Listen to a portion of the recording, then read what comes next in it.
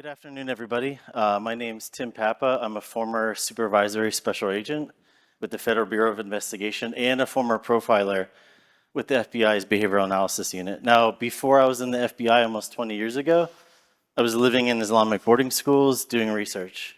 And I was shadowing proselytizers. In Indonesia, they're called kiai, and they usually run these Islamic boarding schools. And I wanted to study how they were communicating.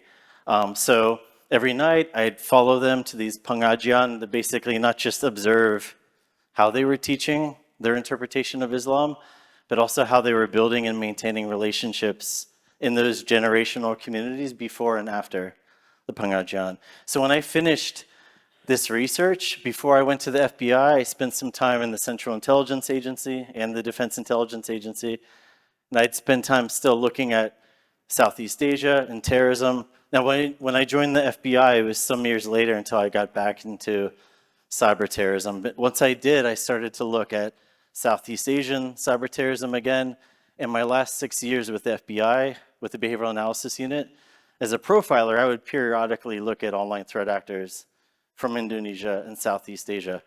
When I transitioned out of the FBI to industry, I continued doing this kind of research, looking at personalities like Baru Naim, and he used to be tied with the Islamic State and Jamaat Islamiyah, but my interest was how people like Baru Naim, who weren't that great of a hacker, had so much influence online. And in August, I have a book coming out as well that's also based on this research. So the common thread here is applying behavioral analysis to these kind of case studies. So I want to share briefly the outline for this presentation. The first thing I'm going to do is re-examine what we know about Muslim Cyber Army.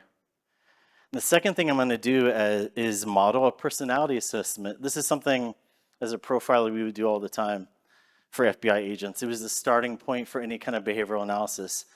I'm going to show you how to do that, and I'm going to apply it to one of the leading admins from Muslim Cyber Army. When I say admin, I'm really talking about somebody who was controlling social media accounts for Muslim Cyber Army. This will be a demonstration of how you can incorporate behavioral analysis into your cyber threat intelligence practices and research. And finally, I'm going to show you how Muslim Cyber Army practiced deception. I'm going to introduce a deception framework that you can use for your own analysis as well to help your CTI. So what did Muslim Cyber Army actually do? Anyone who's followed Muslim Cyber Army, if you go back to 2018, there were a lot of arrests, and there's a lot of news coverage in Indonesia about Muslim Cyber Army. And it was mainly focused on what they called fake news and online hoaxes. The biggest thing is they were inflaming religious and political tensions, and this is an example of the kind of content they would put out there, right? Like, so you see content related to ulama or religious leaders being persecuted.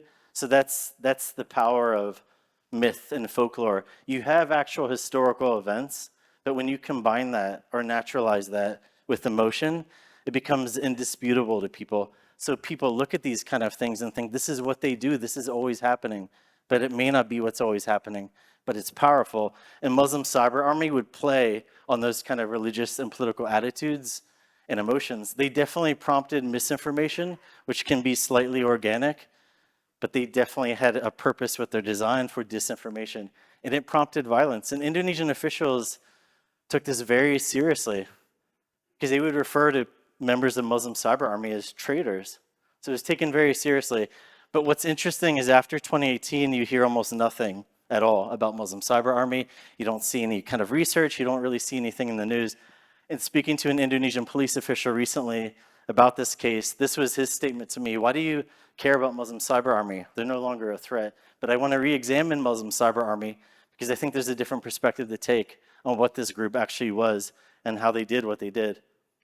Who did they target? They targeted the same pesantren or Islamic boarding schools that I lived in and I did research in. And anyone who's been in Indonesia in these Islamic boarding school communities, you know how diverse and how dynamic Islam is in these communities, right? You could be in West Java, you could be in East Java, and it could be completely different in terms of the nuances. You could have different Islamic boarding schools that have differences in terms of how boys and girls interact. And still you're going to have strains of nationalism as well. What's important is that MCA members, Muslim Cyber Army members, they grew up and lived in these neighborhoods, in these communities. That's very different than, say, Russians or Iranians trying to influence people in the United States, trying to influence their behaviors. They knew these communities. They lived in these communities. I think another example you could think of is in your own countries, during periods of like political activity or electoral seasons, your friends and family seem to have much more aggressive opinions. They seem to be much more reactive to about things that are going on in politics. This is a good example to think about Muslim Cyber Army, because Muslim Cyber Army was trying to push those buttons and get people to react to it. What have I learned about Muslim Cyber Army since I started looking at this? This is a screenshot of a YouTube account for Muslim Cyber Army that goes back 11 or 12 years. But this isn't the Indonesia Muslim Cyber Army I'm talking about today. And I bring this up because there have been Muslim cyber armies for years in all kinds of different countries. And it has this mimetic quality. And by mimetic, I'm not just really talking about memes. I'm talking about underlying beliefs and attitudes, right, that are deeply ingrained in these communities in terms of people's perspectives. If I had to break it down by two areas, though, for Muslim Cyber Army, I'd say a lot of the content that they created and they repurposed to put out there online was focused on ulama being persecuted and anti-LGBTQ content. By their own account, these admins say they never even met until they were in prison. I don't know if that's true, but when you watch this video in particular, I don't have the video on here, but there's a 30-minute interview with 5 of the admins, and you've got police officials and you have reporters joking around with them. They're sharing cigarettes. They're laughing about how they had to wear pink shirts. This is 2 months after these arrests. And my impression was, these are the traitors? This is who they took so seriously? That was surprising to me. There's also been a lot of commentary in Indonesian news media back then about MCA having a sniping team. And usually this would be characterized as they send viruses downrange, they compromise accounts, they take over accounts. Privately, there may have been some of that, but what I came across is I didn't see any evidence of that, really. I didn't see any kind of computer network attack or computer network operations, despite repeated references to this. Generally, what we saw is there was a lot of organized functions on this team of admins, and they tried to get people banned. That's usually what you would see happen. And they tried to create content, repurpose content, and share content. And still, the origins of Muslim Cyber Army, at least publicly, are still largely unknown. What else did I discover about Muslim Cyber Army? I'm focusing on the far left. There's a woman there, Tara Arsi Wijiani. She was one of the leading admins in Muslim Cyber Army. Of course, you don't see her in that interview with those 5 guys. She's not alive anymore. I don't know what happened to her. She was only in her 40s. I'm not trying to make that more mysterious than it has to be. But that's who I'm going to look at today, because she's interesting. She's unusual, right? It's not the prototypical hacker, if you want to put it that way. She was a middle-aged, divorced, single mother of 4 children. Not what you might expect from an Islamist hacktivist group like Muslim Cyber Army, right? The way she's been described in Indonesian news media is very different from what I found in my research. She was generally described as reclusive, she didn't have friends, she didn't care about other people. That's not true at all, and you'll see that in this research. Also, deception is rarely mentioned in any kind of commentary or analysis or research of Muslim Cyber Army, but I'm going to show you how they demonstrated nearly every technique of deception. When you look at an established framework like the Bale-Whaley deception framework, which is usually used in military deception, MCA did all of it. Tara was the leading admin in MCA family, and she likely had great influence over the techniques they used. So at this point, I'm going to share with you how to do a personality assessment from the behavioral analysis unit. And the way we approach these as a starting point is we break it down by different brackets. And we always start with self-image, right? Because we want to look at someone holistically. So the purpose of this exercise and analysis is there's going to be a lot of things we don't know about that person. But what we want to try and do is label personality traits with the artifacts that we do see about them. And that's helpful for communicating with FBI agents a different perspective on them. So the first artifact I want to bring up is this picture from her from the press conference. And of course, this is just capturing one moment in time, right? Where you see her like this. But this is important because although it's difficult, we need to always try and measure affect and emotion if we can, because it's probably one of the most important aspects of people's choices and behaviors in their life. And in this moment, this is what I see, someone who's in anguish. The thing about self-image is what you're looking for are observable personality traits, right? Things that are demonstrated again and again. And that's what I see in an artifact like this, because you have a woman who's now been named publicly in the whole country as a traitor, and yet she has so much she's about to lose at this moment. Another personality trait is celebratory.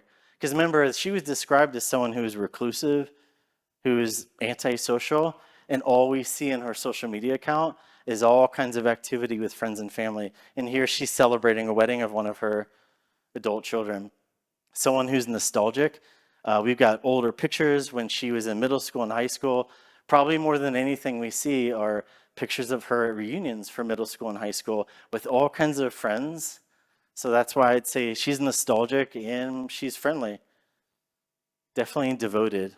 Professionally, she's talking about, she's on campus at one of the state Islamic colleges where she's finally been hired as a professor. And she wrote up there how this is like the culmination of a 30-year journey. This is a woman who's committed and devoted to her personal goals. And we also see that in her professional goals, but also her personal life as well. She ended up getting divorced with her husband. But at this time, even though we knew he was struggling financially, here we have her engaged in this business selling these yogurts with him. Because again, we see this repeatedly from her, someone who's devoted and who's a dreamer as well. Even up until the end when she was about to get divorced and arrested, we still see her posting pictures like this, celebrating her marriage with him. The second part of a personality assessment, probably the most important one, is the idealized self or the aspirational self. And what I mean by that is how someone aspires to see themselves, how they want other people to see them. That's why it's so important, because when you're trying to reach out to someone or talk to them, you want to speak to them as if you're talking to their aspirational self, because that's what they want to hear, and they don't scrutinize you as much. So for her, we have another picture from that press conference. She's walking away. She's got a mask on as well, and she has her eyes closed. I think she just doesn't want to be seen. But is it possible in this moment that despite everything she's done, she still aspirationally sees herself as someone who is responsible too? I think she does. She had a whole family she was taking care of on her own. And yet she got involved in Muslim cyber army, and look what's happened to her now. But aspirationally, I think she still saw herself that way. These are pictures with her daughter. Ebullient, that's like another word for cheerful or energetic. And we see these pictures. This is literally months before she gets divorced and arrested. And still we see pictures like this. Is it possible that aspirationally she wanted to see herself and wanted others to see herself as someone who is secure and always cheerful? She was anything but secure. Her life was about to implode, basically. She's at a press conference for a heavy metal band that was visiting Indonesia. Not that that's unusual that she likes a heavy metal band, but this is something that maybe aspirationally she saw herself as different than other people. It's not the norm. Maybe she wanted to be seen as distinguishable. And is it possible that that's reflected in her choice to get involved with Muslim Cyber Army, even privately, that she's different than other people and people just don't understand that? It's very possible that could be an aspect of her personality.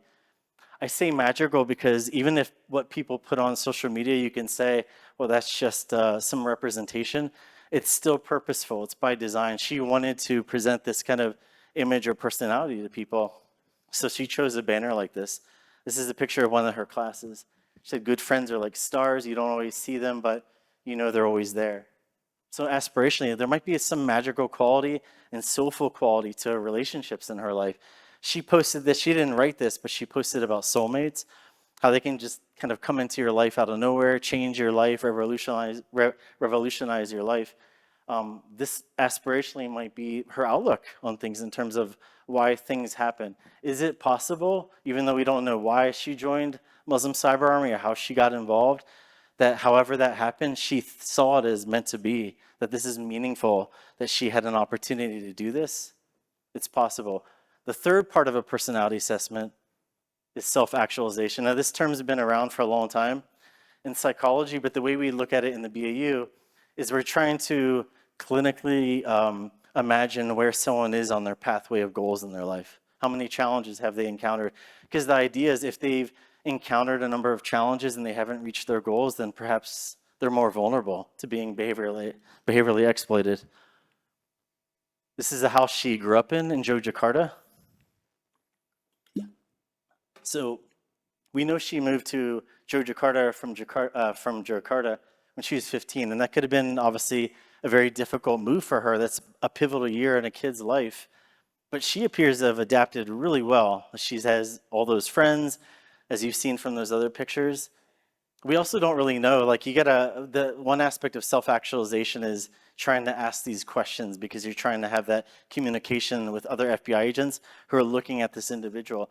One of those might be, how has she made meaning from her marriage and her divorce? We don't know, but it's something we want to think about and consider. She has 4 children, and I don't really know if they're all from the man she was married to. I don't know. I can't tell because he looks mixed, he looks Arab, perhaps, and her kids don't look that way. It's very possible she had a prior marriage or prior relationship, and if she did, that would be huge. That'd be huge in a community like this, and surely that would shape her significantly in terms of how she ended up where she ended up.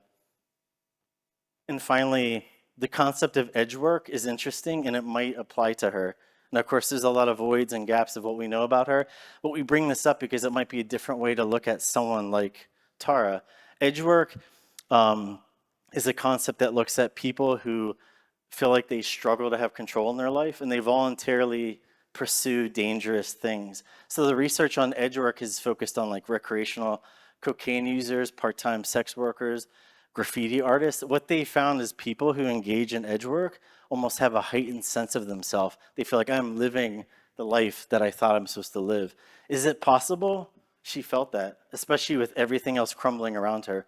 It might be possible, but it's important to bring up because we want to look at someone like this holistically and dynamically. And the final part of a personality assessment is identities and roles. And what we try to do in the BAU when we would do this is come up with one phrase that we feel like really captures that person. It's not exhaustive, it can't cover everything, but you take this one phrase and put it in the back of your mind. So you kind of have a sense of this is who this person is. And I don't think it's anything to do with this. When you see this kind of imagery related to Palestine, that's far too common in Indonesia. That's not remarkable at all. I think for her, certainly it has to do with relationships in her family. So that post about soulmates, she actually wrote this on the side. Even great love must keep its flame alive. I don't know exactly what she means by that, but she wrote that when literally everything in her life was crumbling. So again, I go back to someone who seems to be very devoted to everything she's doing. We just don't understand what all those reasons were. So pivoting to the final part of this presentation, we want to look at how Tara and the Muslim Cyber Army demonstrated cyber deception techniques.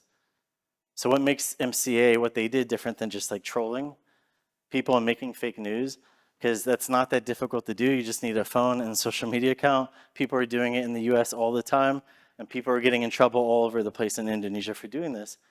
What's different about Muslim Cyber Army is they were using deception, and deception is about distorting someone's decision making. You want to influence their behaviors to your advantage, and that's what Muslim Cyber Army was trying to achieve. So I'm going to show you examples of how they did this, and you'll see how behaviorally rich this is because it's so particular to the communities they grew up in.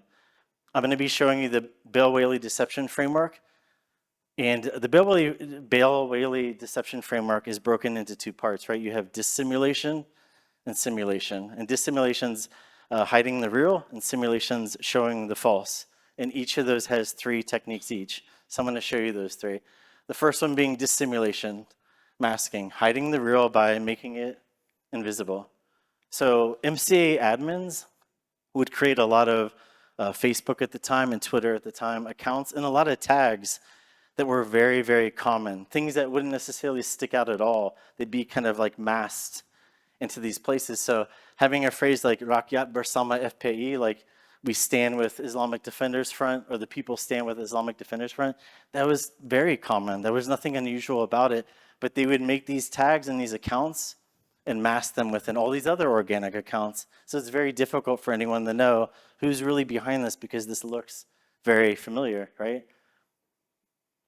And their purpose behind this was eventually to get to to find accounts that they wanted to get banned, and they would go and try to and report that there's been violations of these accounts. The point being that Facebook and Twitter had no idea it was MCA admins doing this because they're masking their origin.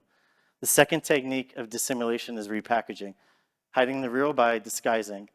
So you would have a number of these MCA admins creating these news groups in Facebook, which a lot of people do, but it's a way to kind of repackage the purpose of creating and sharing content. So you'd see something like Muslim Cyber Army News. Again, there's nothing significant about that title. There's Muslim Cyber Army News all over the place, right? But look at how many members they have. I think it's 298,000.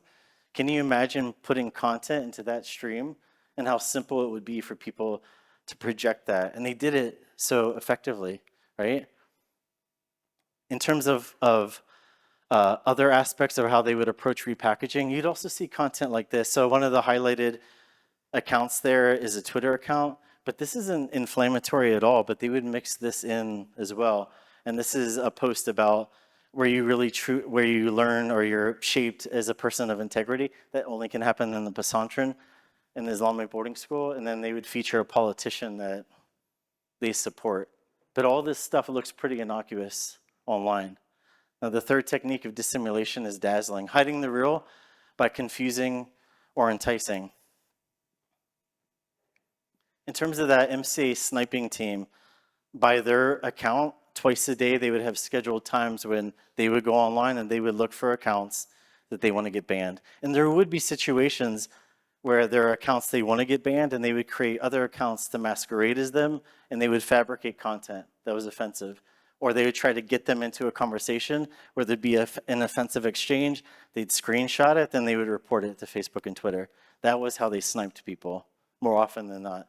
Another thing we'd see in terms of dazzling is this mix of imagery that people would commonly associate with Anonymous and other Islamist hacktivist groups. So a lot of MCA admins would say we had nothing to do with Anonymous, but then you'd see imagery like this, and that's confusing to people. It's dazzling to people because it all kind of fits in. There are so many hacktivist groups out there and Islamist activist groups. I think people just kind of gloss over, and that may have been what MCA was trying to do. You see the Guy Fawkes mask, and sure enough, that feels like it's Anonymous, right? And then you'd see these other accounts as well.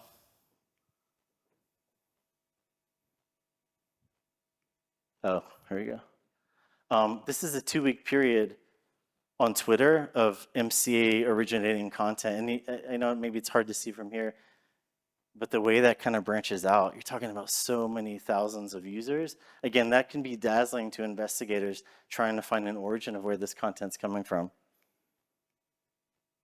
Now, simulation, showing the false. The first technique is mimicking. This is showing the false by imitating. MC admins would also create bots, and these bots would help them project content. And again, you see accounts like this where there's nothing that unusual about these accounts, right? You'd see, obviously there's Indonesian language in terms of the content, but you'd have photos of Caucasian people. Nothing unusual about this when you're just having anonymized accounts and having weird accounts online where you can say what you want to say. But that's an example of mimicking. But the thing about Muslim Cyber Army, again, is we can't really know because it's used so often.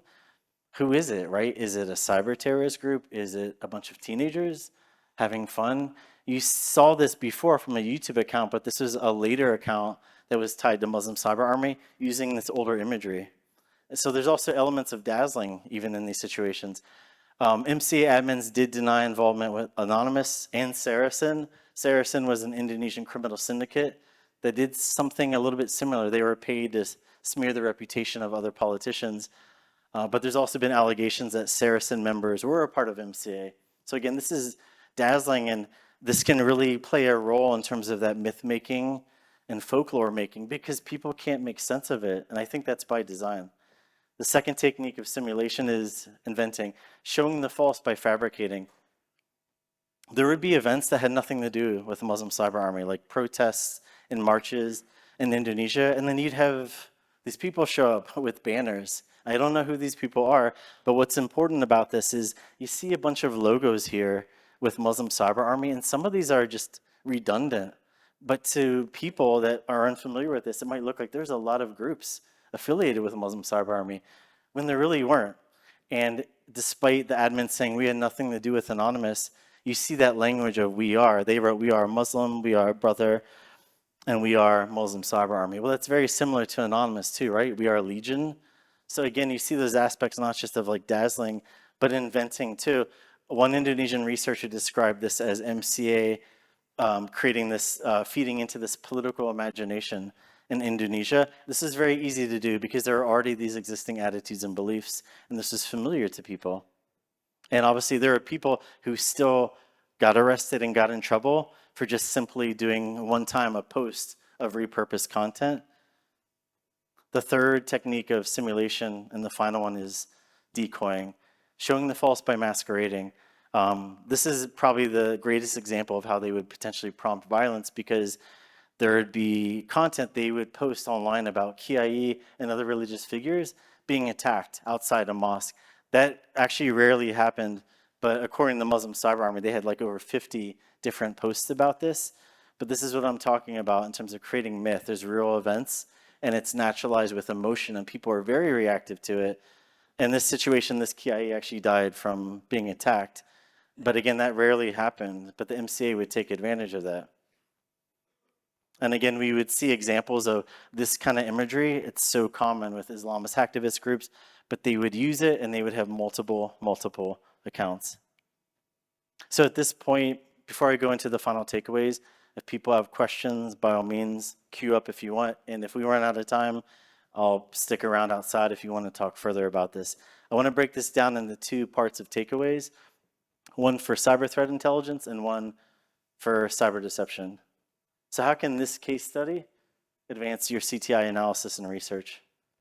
The first thing I'd say is we should continue to look outside Russia for more examples of how governments and news media can mischaracterize the capabilities and threats of groups. I would never call Muslim Cyber Army an Islamist activist group. I don't know what I would call them, but it wouldn't be that. But they were certainly portrayed as very dangerous, traitors to the country. I would challenge that. I think what was dangerous is how people were so reactive and responsive to it. And the reason that was is because they used deception so effectively, and it was behaviorally based, and they knew which buttons to push.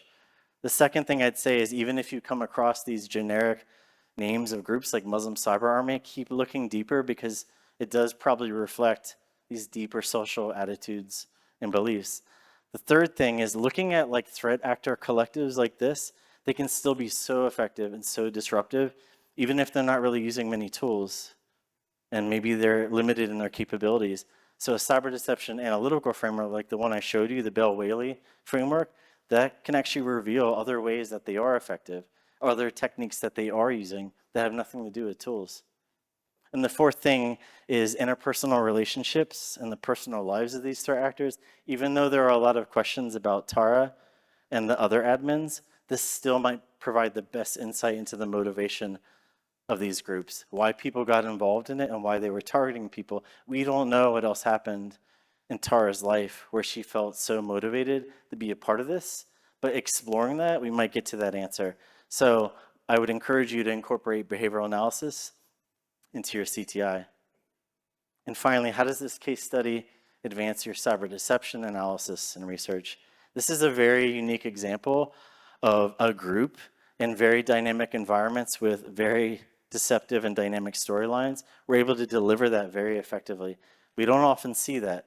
Again, we can talk about nation state level enterprises engaging in deception, and we can talk all day about how resourced they are, but we don't actually know if they cause people to do anything.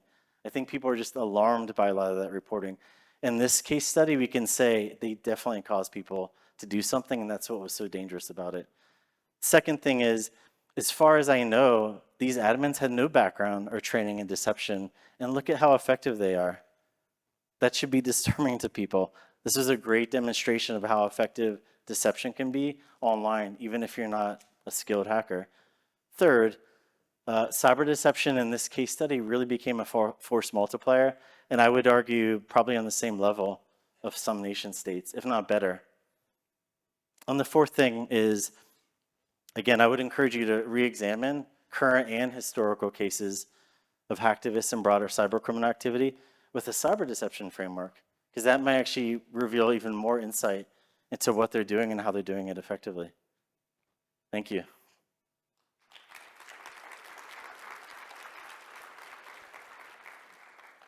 Are there any questions?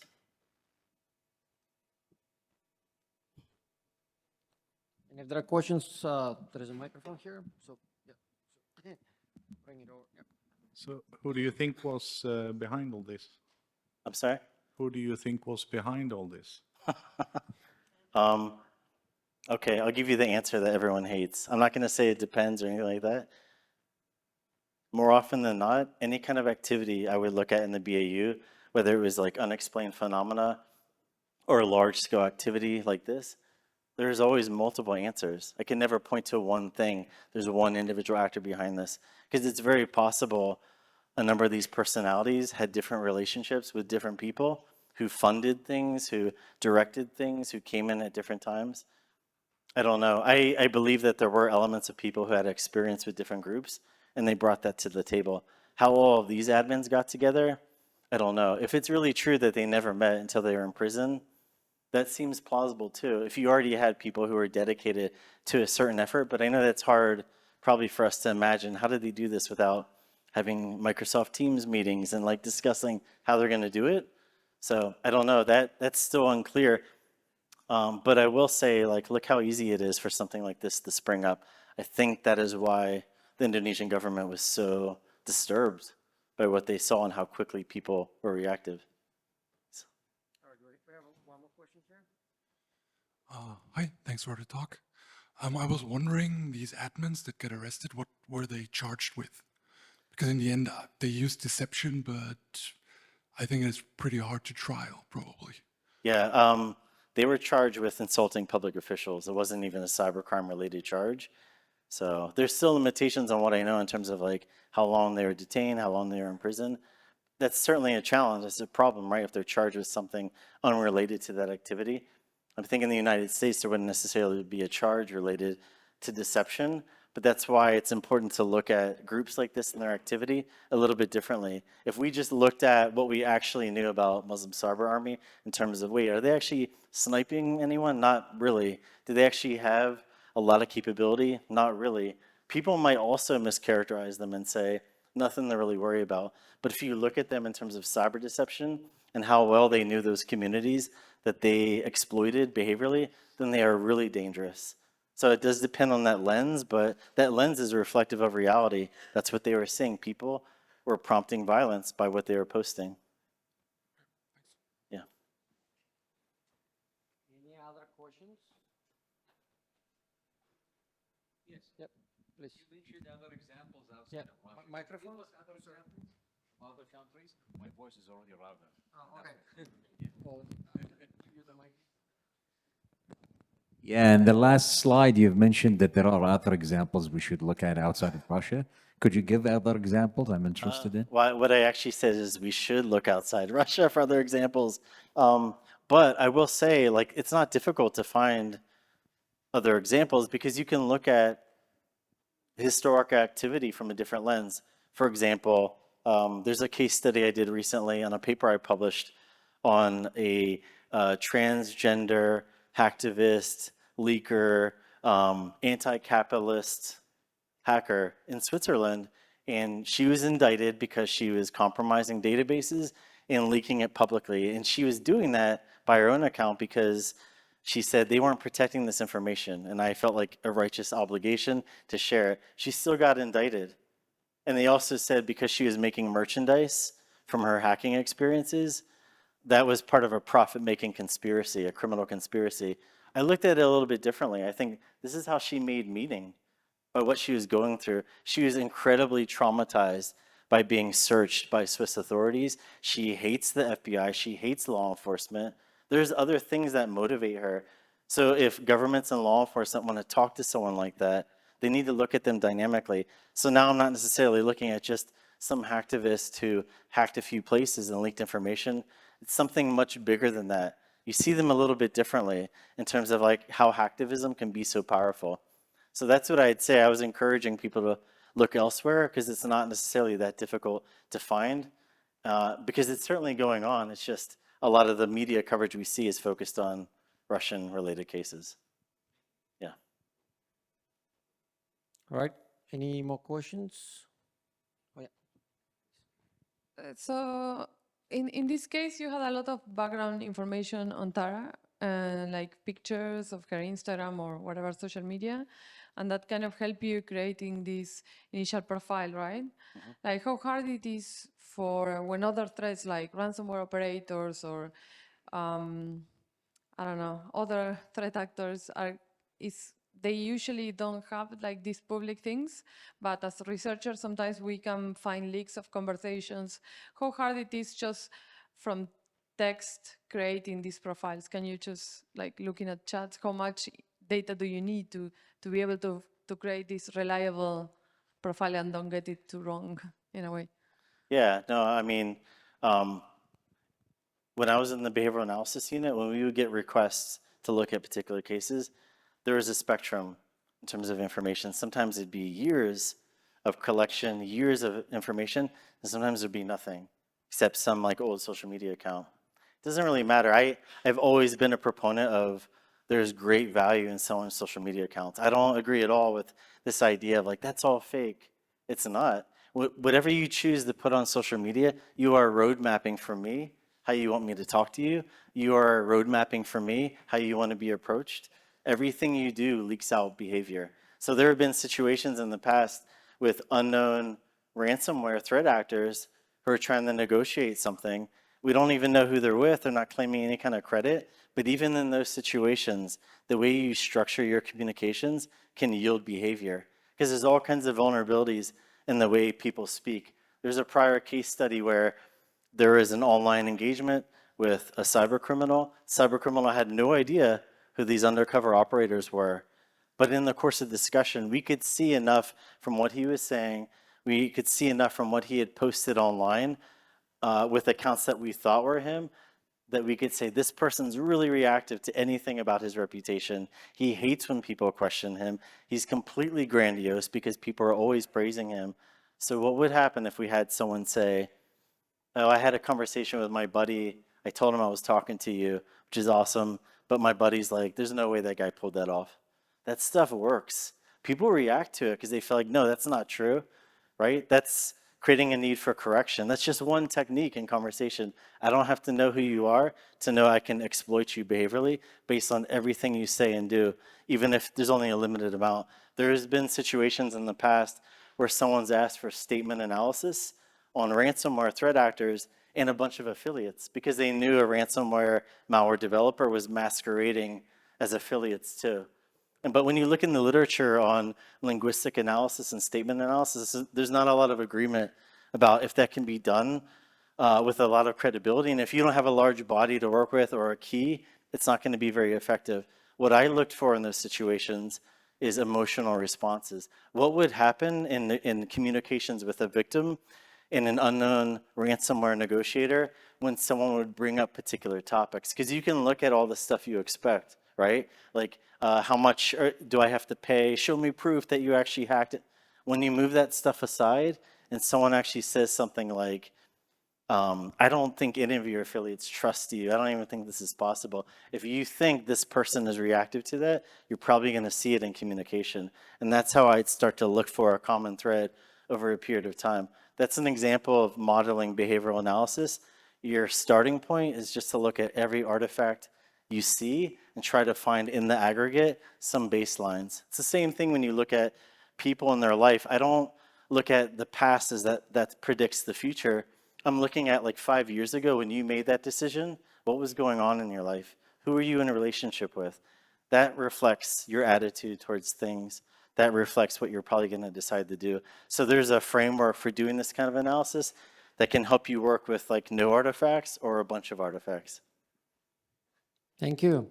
All right, I think we're running out of time. Thanks a lot for your sharing, very insightful. Thank you. I personally enjoyed. Let's thank again, team, for the session, and